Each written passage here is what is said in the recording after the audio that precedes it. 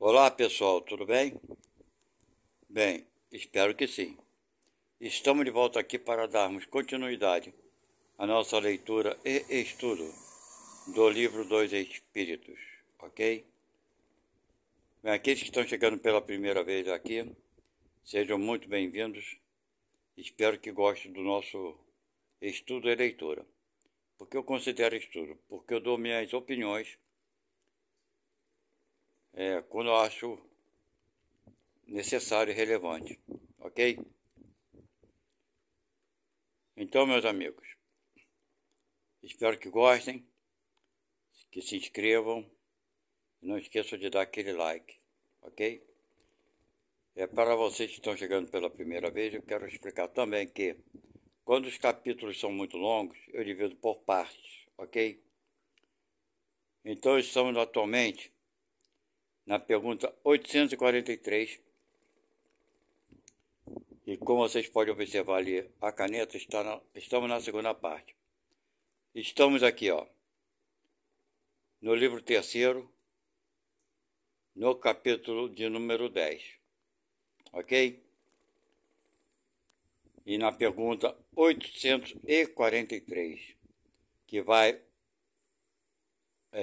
que vão nos falar sobre o livre-arbítrio, quer dizer, a livre escolha, né? A liberdade que temos de fazer escolhas. Então, meus amigos, sem mais delongas, vamos para o início. Pergunta 843. O homem tem o livre-arbítrio dos seus atos? Resposta. Visto que ele tem a liberdade de pensar, tem a de agir. Sem livre-arbítrio, o homem seria uma máquina. Aqui não temos muito o que dizer, né? Se nós não pudéssemos agir com liberdade, seríamos uma máquina. Pergunta 844. O homem goza do livre-arbítrio desde o seu nascimento? Resposta. Há liberdade de agir desde que haja liberdade de fazer. Nos primeiros tempos da vida, a liberdade é quase nula.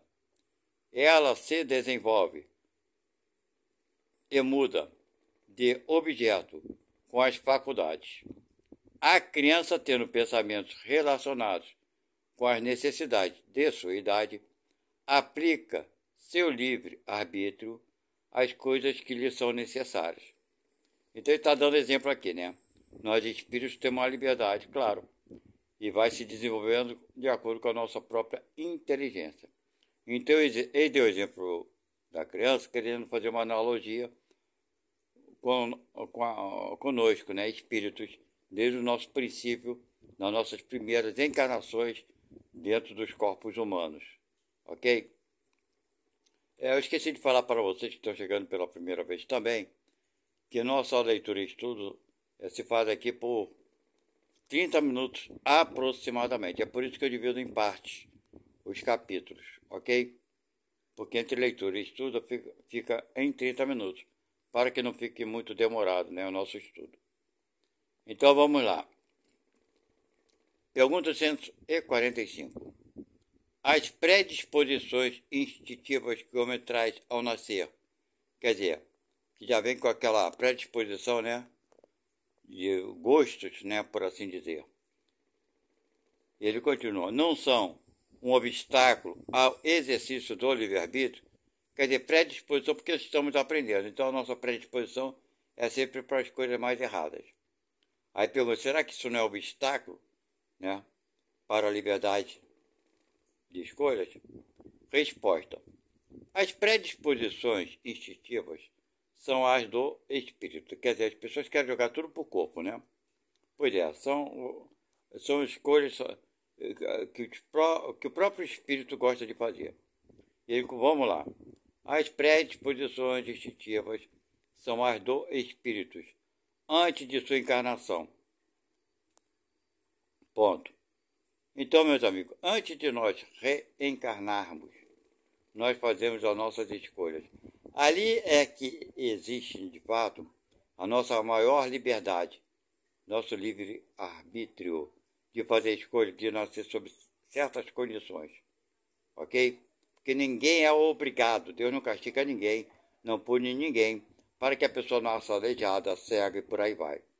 Nós fazemos as nossas escolhas antes de reencarnarmos, escolha social, um meio familiar, as dificuldades que passaremos, ok? Então, meus irmãos, não existe castigo de Deus em tempo algum, em momento algum. Deu para entender? Os únicos seres que reencarnam sem poderem fazer escolhas são as encarnações que nós chamamos, que o Espiritismo chama de encarnação compulsória. Essas encarnações, geralmente, o espírito não tem liberdade alguma no corpo, porque o corpo impede os seus movimentos, impede a sua ação. Geralmente são corpos com defeitos terríveis, físicos. Aí são reencarnações compulsórias. O resto, nós mesmos fazemos as nossas escolhas, ok? Então ele continua falando aqui. Conforme for ele mais ou menos avançado, o espírito, claro, elas podem solicitá-lo para atos repreensíveis, e ele será secundado nisso pelos espíritos que simpatizam com essas disposições. Mas não há arrebatação irresistível quando se tem a vontade de resistir. Lembrai-vos de que querer é poder. Ok? Então, as escolhas que fazemos, foi bem claro aqui, que poderíamos ter sucesso ou não. Vamos lá. Pergunta 846. O organismo não exerce influência sobre os atos da vida? Se ele exerce influência, não o faz com prejuízo do livre-arbítrio? Quer dizer, se ele impede, né? Será que ele está prejudicando a liberdade de fazer escolhas? Vamos ver a resposta. Se o corpo impede, certo? Oferece alguns obstáculos. Vamos lá. Resposta. O espírito, certamente, é influenciado pela matéria que o pode entravar em suas manifestações. Eis porque, nos mundos onde os corpos são menos materiais que sobre a Terra, as faculdades se desdobram com mais liberdade. Mas o instrumento não dá a faculdade. Veja bem. Então, o nosso corpo não dá a vontade de fazer isso ou aquilo. Somos nós que determinamos a vontade. Certo? Ele continua aqui. De resto, é preciso distinguir aqui as faculdades morais das faculdades intelectuais. Se o homem tem o instinto de homicida, é seguramente seu espírito que o possui e que lhe transmite, mas não seus órgãos. Está entendendo? Então, se a pessoa tem esse instinto de homicida, né, de ser um assassino, não é o corpo, mas sim o próprio espírito que tem isso dentro dele ainda. Então ele não transmite, o corpo não transmite isso para o espírito, mas ao contrário. E ele continua falando, mas não seus órgãos, quer dizer, que o transmite, né? Claro. É o espírito que transmite para o corpo, não os órgãos que transmite para o espírito. Aquele que anula seu pensamento para não se ocupar senão com a matéria, torna-se semelhante ao bruto. E pior ainda, ele nem sonha mais em se precaver contra o mal. E é nisto que é culpado, visto que age assim por sua vontade. Vede os números 367 e seguinte, influência do organismo. Então, meus amigos, o organismo nos impede algumas coisas, mas não nos dão desejos e vontades. Deu para entender? Por exemplo, o organismo, o corpo, nos impulsiona a comer. Porque se a gente não comer, a gente morre. Mas precisa comer demais em exagero? Não. Tanto é que quando a gente come em exagero, o que acontece? Prejudica o corpo. E muitas vezes paramos até no hospital, não é verdade? Obesidade, congestão, né? E por aí vai. Isso com a bebida, com tudo que nós usamos, né? Sexo, bebida, drogas, comida. Estou dando só alguns exemplos. Então, o corpo, ele influencia sobre nós as vontades físicas biológicas, mas não as vontades morais. Essas vontades morais se encontram no espírito. Acho que está bem claro isso, né? Então vamos lá. Pergunta 147. A deformação das faculdades tira ao homem o livre-arbítrio? A deformação das faculdades. Vamos ver a resposta? Aquele cuja inteligência está perturbada por uma causa qualquer, tipo o demente mental, né? Eu acho que é isso que ele está querendo falar. Não é mais senhor do seu pensamento e desde logo não tem mais liberdade. Quer dizer, os loucos, né? Vamos botar assim, né? Quando o cara tem uma deformação cerebral. Aí ferrou, aí já não é o espírito. E ele continua aqui. Essa deformação, frequentemente, é uma punição para o espírito, que em uma existência anterior pode ter sido vão e orgulhoso e ter feito mau uso de suas faculdades. Tá vendo?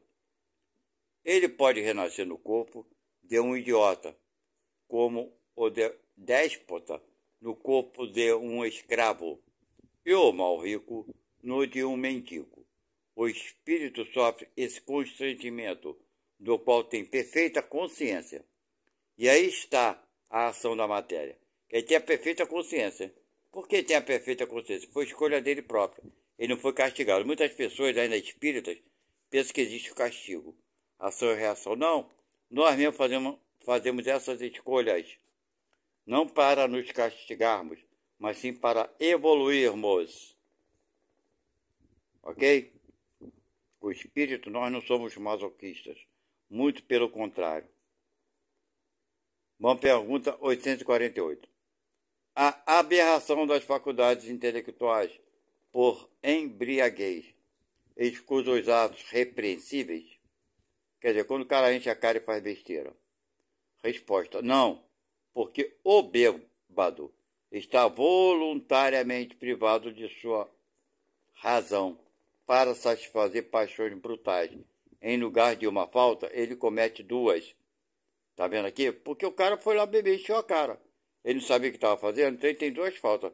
Além de fazer a besteira, encher a cara de cachaça.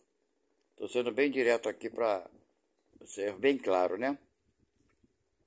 Vamos lá, pergunta 149. Qual é no homem, em estado selvagem, a faculdade dominante? O instinto ou o livre-arbítrio? Claro que é o instinto, né? Vamos ver a resposta. O instinto, o que não o impede de agir com uma inteira liberdade para certas coisas. Quer dizer, embora seja o instinto, mas ele tem liberdade para fazer algumas coisas, claro. Mas como a criança aplica essa liberdade às suas necessidades, claro. E ela se desenvolve com a inteligência. Por conseguinte, tu és mais esclarecido que um selvagem. És também mais responsável que ele, pelo que fazes. Bem, gente, vamos ver para dar um pitaco nisso aqui. Então, está comparando ao selvagem aqui, né? Ele tem menos inteligência, então a liberdade dele, pelo conhecimento dele, é menor do que a tua inteligência. A liberdade dele é menor do que a tua liberdade. Porque a inteligência dele é menor, a liberdade dele é menor, e etc e tal. Então, vamos nos compararmos aqui, né, com esses irmãos que praticam esses assassinatos. Ele não está incluído aqui na inteligência pequena, não é verdade? Então, como podemos dizer, né, nos acharmos no direito de julgar? Se ele é menos inteligente, certo? O crime que ele pratica, se você praticar com a inteligência que você já tem de reprovar esses crimes, você é muito mais errado do que ele. Será que dá para a gente entender isso? Que a inteligência dele não chegou ao ponto suficiente de compreender o mal que ele está causando ao seu semelhante. Mas você que já tem uma inteligência superior já sabe o mal que você está causando. E tem gente que tem a inteligência e sabe o mal que está causando e mesmo assim tem prazer. Então esse é mais repreensível do que aquele que não tem inteligência de compreender o mal que está causando. Ok? Então por isso que Jesus fala, não julgueis para que não seja julgado. A gente não conhece a essência de cada espírito. Pouco conhecemos a nossa própria essência, não é verdade? 100% não conhecemos. Vamos lá. Pergunta 850. A posição social, algumas vezes, não é um obstáculo à inteira liberdade dos atos? Bem, vamos ver, depende, né? O mundo tem, sem dúvida, suas exigências. Deus é justo e leva tudo em conta, mas vos deixa a responsabilidade do pouco esforço que fazeis para superar os obstáculos. Certo? Então isso tudo é levado em conta. Presta bem atenção. Por exemplo, vou dar um exemplo aqui nessa pergunta aqui. Vamos supor, um policial, um delegado de polícia. Um policial. Qual a obrigação do policial? Prender o criminoso. Certo? Mas como alguns policiais, né, executam essa tarefa? Alguns são agressivos, alguns espancam o criminoso sem necessidade alguma. Certo? Então, não é por causa da condição social dele, de ter que prender o indivíduo, que ele tem que espancar e maltratar. O delegado também tem que respeitar o criminoso, fazer com que a lei seja cumprida, mas sem agressão. Mas algum não aproveita da posição para abusar? Pois é. Então isso é tudo levado em conta, minha gente. Agora vamos falar sobre a fatalidade. Pergunta 851.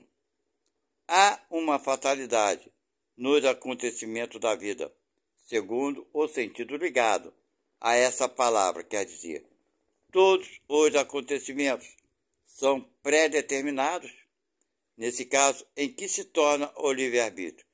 Será que todos os acontecimentos terão que acontecer? Né? E nesse caso, a liberdade, meu amigo, a liberdade foi feita antes. Já sabemos que é passar. O resultado desses acontecimentos não são determinados. Isso é uma coisa bem diferente. Vamos lá ver a resposta. A fatalidade não existe, viu, pelo que eu falei, senão pela escolha que fez o espírito em se encarnando, tá vendo? De suportar tal ou tal prova. Escolhendo, ele faz uma espécie de destino, que é a consequência mesma da posição em que se encontra. Falo das provas físicas, porque para o que é prova moral e tentações, o espírito conservando seu livre-arbítrio sobre o bem e sobre o mal, é sempre senhor de ceder ou de resistir. Um bom espírito, vendo-o fraquejar, pode vir em sua ajuda, mas não pode influir sobre ele de maneira a dominar sua vontade.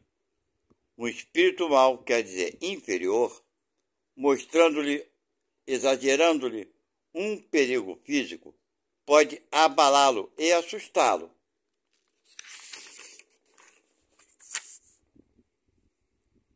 Mas a vontade do espírito encarnado não fica menos livre de todos os entraves. Está vendo? Nós podemos fazer escolhas. É como ele falou ali, os acontecimentos virão, mas a parte moral, minha gente, está dentro da gente. Nós vamos fazer as escolhas. O resultado dos acontecimentos vai depender das nossas escolhas. E se nós estivermos sempre voltados para a escolha do bem, os bons espíritos vão sempre nos mostrar o melhor caminho. É que, infelizmente, nós fazemos as escolhas inadequadas. Não é verdade? Vamos lá. Pergunta 852. Há pessoas que uma fatalidade parece perseguir, independentemente de sua maneira de agir. A infelicidade não está no seu destino? Será? Vamos ver a resposta. Pode ser que sejam provas que elas devem suportar e que escolheram. Mas ainda uma vez, levais a conta do destino o que não é, ou mais frequentemente senão, a consequência de vossa própria falta. Porque se faz uma escolha errada, você vai botar a culpa no destino. Não foi a escolha errada que fizemos. E ele continua. Nos males que te afligem, esforça-te para que a tua consciência seja pura e serás consolado em parte. Tá vendo? É sempre assim, pede ajuda. Quer fazer a coisa boa? Pede ajuda que terá. E ele continua aqui falando. As ideias justas ou falsas que fazemos das coisas nos fazem vencer ou fracassar, segundo o nosso caráter e nossa posição social. Achamos mais simples e menos humilhante, para nosso amor próprio, atribuir nossos fracassos à sorte ou ao destino, do que à nossa própria falta. Se a influência dos espíritos contribui para isso algumas vezes, podemos sempre nos subtrair dessa influência, repelindo as ideias que eles nos sugerem, quando elas são más, ou seja, são negativas. O problema é que nós temos o prazer ainda, né, de cometer algumas coisas erradas. Aí, minha gente, quer botar a culpa nos outros. Ou é obsessor, ou é não sei o quê, como se nós fôssemos inocentes. Vamos entender um pouco mais do que somos para errar menos. Eu acho que é por aí. Pergunta 853. Certas... 853, desculpe. Certas pessoas não escapam de um perigo mortal senão para cair no outro. Parece que elas não poderiam escapar à morte. Não há nisso fatalidade? Resposta. Não há de fatal no verdadeiro sentido da palavra, senão o instante da morte. Quando esse momento chega, seja por um meio ou por outro, não podeis dele vos livrar. Tá vendo? Isso é fatal. Se a pessoa escapa, é porque não tinha que morrer. Pergunta. Assim, qualquer que seja o perigo que nos ameace, não morreremos se a hora não é chegada? Resposta. Não. Tu não perceberás. Epa, errei. Não. Tu não perecerás, tu não morrerás. E disso tem milhares de exemplos. Mas, quando é chegada a tua hora de partir, nada pode subtrair-te dela. Deus sabe antecipadamente de qual gênero de morte partirás daqui. E, frequentemente, teu espírito sabe também, porque isso lhe é revelado quando faz a escolha de tal ou tal existência. Porque geralmente eles falam isso, mas eu não sei. Quando chegar a minha morte, depois eu falo para vocês. Dizem que geralmente a pessoa, quando está perto da morte, ela já sabe que vai desencarnar. Vamos lá. Pergunta 854. Da fatalidade da hora da morte, segue-se que as precauções que se tomam para evitá-la são inúteis? Claro que não, porque você, na verdade tem uma dúvida. Tu não sabe se vai ser aquela hora, então deve fazer tudo para, né, proteger a vida. Vamos lá? Ele responde. Não, porque as precauções, está vendo, que tomais vos são sugeridas para evitar a morte que vos ameaça. Elas são um dos meios para que a morte não ocorra. Está vendo? As pessoas podem pensar, chegou minha vez, eu vou me entregar. Nem sempre. Tem que tentar sempre sobreviver. Pergunta 855. Qual o objetivo da providência ao fazer-nos correr perigos que não devem ter consequências? Já que não vai morrer, por que fazer a pessoa pensar, né? Vamos ver a resposta. Quando tua vida é posta em perigo, é uma advertência que tu mesmo desejaste, a fim de te desviar do mal e de tornares melhor. Quando escapa desse perigo, ainda sob a influência do perigo que correste, sonhas mais ou menos fortemente, segundo a ação mais ou menos forte dos bons espíritos em te tornares melhor. É verdade, né? O mau espírito, sobrevindo, digo mal, subentendendo o mal que ainda não, que há nele, porque nem é mal, né? A ignorância que há nele. Pensas que escaparás igualmente de outros perigos e deixa, de novo, tuas paixões se desencadearem. Pelos perigos que corre, Deus vos lembra vossas fraquezas e a fragilidade de vossa existência. Se examinarmos a causa e a natureza do perigo, vê-se-á que, ou mais frequentemente, as consequências por a punição de uma falta cometida ou de um dever negligenciado. Deus vos adverte assim para vos recolher em vós mesmos e vos corrigir. Tá vendo? Para que a gente reflita. Deixa eu ver aqui. Pergunta 856.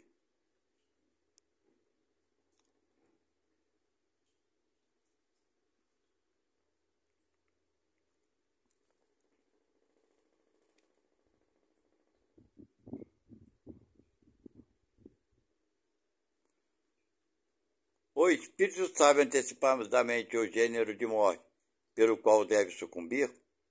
Resposta: sabe que o gênero de vida que escolheu expõe a morrer de tal maneira antes que de outro, mas sabe igualmente as lutas que terá de sustentar para o evitar, e que, se Deus o permitir, não sucumbirá. Pergunta 157. Há homens que enfrentam os perigos dos combates com certa persuasão de que sua hora não chegou. Há algum fundamento nessa confiança? Resposta: muito frequentemente, o homem tem o pressentimento do seu fim, como pode ter o de que não morrerá ainda. Esse pressentimento lhe vem dos seus espíritos protetores que querem adverti-lo a estar pronto para partir, ou que levantam sua coragem nos momentos em que ela lhe é mais necessária. Pode-lhe vir ainda da intuição que tem, da existência que escolheu, ou da missão que aceitou e que sabe dever cumprir. Tá vendo? Pergunta 858. Por que aqueles que pressentem sua morte a temem, geralmente, menos que os outros? A resposta: é o homem que teme a morte, não o espírito. Aquele que a pressente pensa mais como espírito que como homem, compreende sua libertação e a espera. Que os outros, né, quando vê isso acontecer, pressente a morte. Mas quando chega o momento dele próprio, o próprio espírito sabe que chegou o momento. Aí já não tem mais medo. Ok?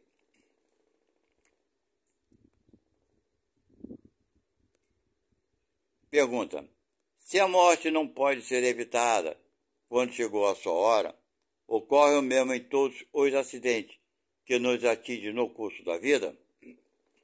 Resposta: frequentemente, essas são coisas muito pequenas das quais podemos vos prevenir e algumas vezes a fazer evitar, dirigindo vosso pensamento, porque não amamos o sofrimento material, mas isso é pouco importante para a vida que escolhestes.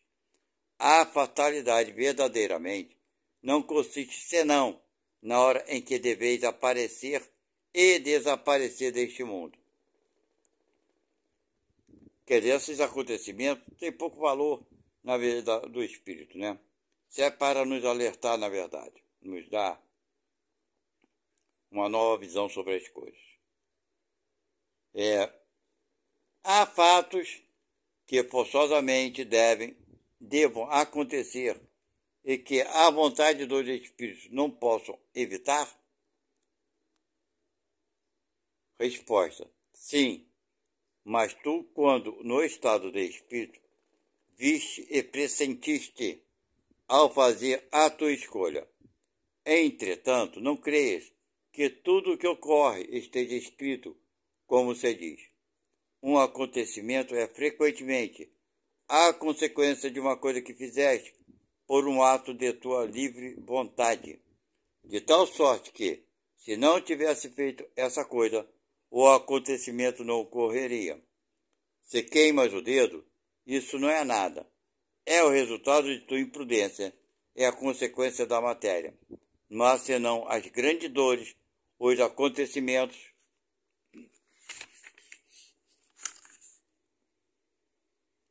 importantes que pode influir sobre o moral, que são previstos por Deus, porque são úteis à tua depuração e à tua instrução. Ok? Então vamos parar aqui, como eu falei. A gente geralmente leva 30 minutos de leitura e estudo. E na próxima, nós estaremos então aqui na terceira parte.